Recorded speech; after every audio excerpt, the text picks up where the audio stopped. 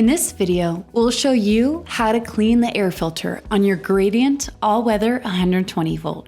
A message will appear on the user interface when it's time to clean your unit's air filter. First, power off and unplug the unit. Then, pull off the front cover. Release the clip and pull out the air filter. You can either vacuum the filter or rinse it with distilled water or bleach solution.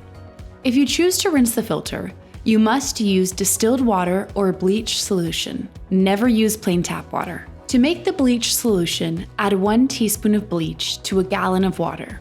Rinse the filter, then let it air dry. Make sure the filter is completely dry before returning it to your unit. Return the clean filter to the front cover.